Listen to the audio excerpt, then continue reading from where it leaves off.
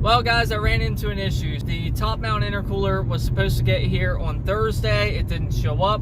Then it was supposed to get here on Friday.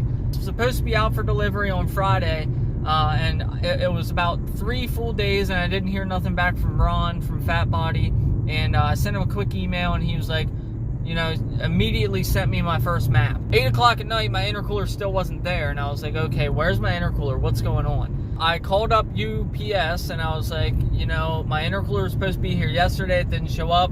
Then it said it was supposed to be here today. Didn't show up. They said, well, actually, it looks like your package was lost in transit. So I was like, okay, so what's that mean? Like, I'm just not going to get it at all, you know? And she's like, unfortunately, we're going to have to file an investigation, blah, blah, blah, blah, blah. I lost my eBay intercooler, about $300, and that's what I was going to run. And I'll be honest with you, maybe it's a good thing it's not working out. Hopefully I'll get a refund for it. But I'm on my way down right now to Felix Performance in Maryland to get a grimmspeed top mount intercooler. Ron recommends the grimmspeed over any other top mount intercooler anyway.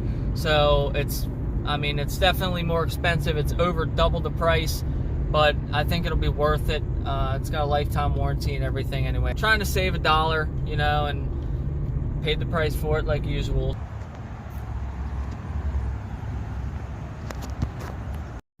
Alright guys, fast forward ahead. I am home now. I have the intercooler here ready to go. Here you can see the comparison next to the stock intercooler. You can see the size difference there. Much, much thicker. It looks great. Here's the diffuser that came with it, as well as the hood duct. I already went ahead and took the factory duct out and everything. So I've been slacking just a little bit trying to get all this stuff put on, but we're almost done. I'm gonna go ahead, put this diffuser on the intercooler and slap it in there. So I just want to give you a quick idea so you can see exactly what goes into this tuning process. So I just started my maps with Ron over at Phatbotti Tuning. I got the access port plugged in. I did my first log and my first wide open throttle. So what you end up doing actually is you go into your access port. Here's what you'll normally see when you open it up. It'll be maps. What you want to do is go down to data logs, and you'll have your data logs in here. It's going to be your 2 most recent, assuming you did them correctly and didn't have to like redo one. They'll be your 2 most recent. And for some reason, I don't know, maybe I was doing it wrong, the access port won't let you change the names. And Ron now wants you to name them for each number it is. So I put it on my desktop. I renamed it Cruise 1 and Wide Open Throttle 1, and I actually made a whole new folder called Tuning, so that way I could do that. And then you go ahead, and I emailed him back here, sent him both the attachments labeled Wide Open Throttle 1, Cruise 1, and if you were curious, you can actually open it up and just see how the car did. You can see your AVS, you can see your air-fuel ratio, just everything. I mean, this list goes on and on and on and on, and that's not for me, that's for Ron to go through, because I have no idea what I'm looking at. I'm going to show you in total now what all is done here. So, alright, so we obviously have our Cobb Flex fuel kit located back there.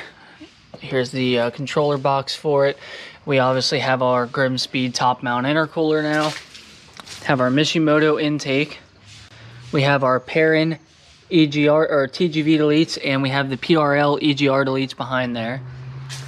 We have our grimmspeed electronic boost control solenoid right down there, as well as a Boomba bypass valve. Here we have our 1320 performance downpipe. Then obviously in the tank we have our DW300C fuel pump. Now don't lie, I'm sure some of you noticed how filthy my garage has been.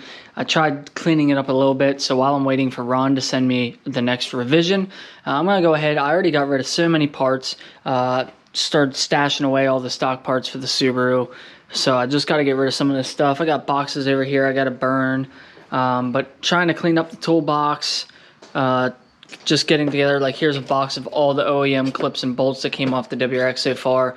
So I'm just trying to organize all my stuff and clean it up a little bit. And over here, these are all the tools. I'm not even exaggerating. These are all the tools that were laying on the floor. There's a couple like thrown on top of the toolbox and a couple like sitting up there on the bench, but literally all of these tools were laying on the floor. Most of them were from the Eclipse. Some of them stuck around while I was working on the Subaru, and I was just literally went straight from one project into tearing that thing apart. And so I just had everything laying out everywhere. So now I have all these kind of organized into piles so I can start putting them back where they belong. Also, peep the Remark, or yeah, the Greddy Remark exhaust. So that's the axle back. I picked that up dirt cheap, and I got that free weighted shift knob out of it. So they might go in the car at some point, but right now, just running the stock mufflers. All right, it's the next day. Ron sent me my next map, and this was literally at 8:16 in the morning here on a Sunday, which in California, his time is 5:16 a.m. So can't believe he sent me one this early, but I do want to make note, this is a brand new WRX with 1,000 miles on it. 1,000 miles and 1,050 some miles is what was on it when I sent him the first log. So I said, if you recommend me changing my oil, please let me know. So this is what he said. He said, as for the oil, if you haven't changed it, yes, you need to. Before doing any more pulls, the oil needs changed. The oil filter is bypassed a lot of the time during wide open throttle pulls. That's the whole reason you're supposed to stay below the 5,000 RPMs during the first 1,000 miles. Then change the oil. The purpose is to let the assembly lube and any break-in shavings collect into the oil filter. If you keep going wide open throttle with that stuff in there and it bypasses the oil filter, bad things will happen. So he recommended running a 5W40 oil, and the most readily and cheapest oil is the Rotella T6, which is what he said he uses. So that's what I'm going to use here. Got the Rotella T6 540, and we're going to change the oil real quick. Load the new map onto the car, and we'll go out and do a log. So I'm out here right now waiting for the car to warm up. My AVCS is active, and my coolant temp is 158. So as soon as my coolant temp hits 177, we'll start doing our logs. And that'll be here in a second or two. So I won't bore you because the first log is literally just, it's 5 minutes of just driving around, just a cruise log. And then a third gear wide open throttle pull from 2,000 to 6,500. So we'll go ahead and do that one here in a second. All right, guys, it's 2 in the morning.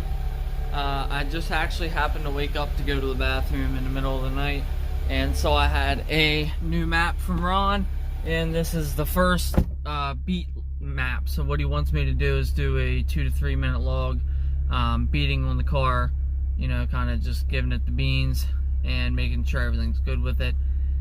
So that means as long as everything's good to go, the next map we should be adding ethanol, and it's 2 a.m. Friday morning.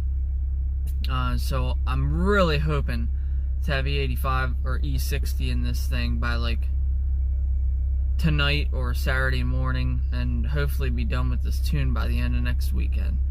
So if I gotta get up 2 in the morning and freaking go out and do a log, that's what I'm gonna do. So I'm gonna go out and do this. The first time we did logs together, he actually had my car tuned in 2 days flat. It was literally 2 days he had my car tuned, and we're just over a week now.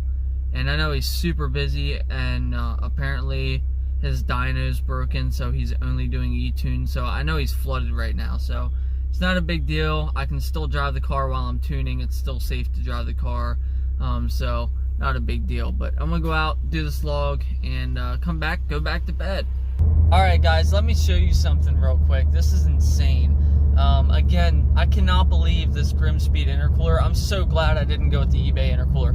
It's 64 degrees outside right now, and it's literally 72 degrees air coming into my intake manifold. That is unbelievable. Literally less than 10 degrees hotter than what's coming into the intake. It's just insane. But let me just show you a quick pull, because this is how the car is going to pull on 93 with no ethanol. So this is our final map on pump gas.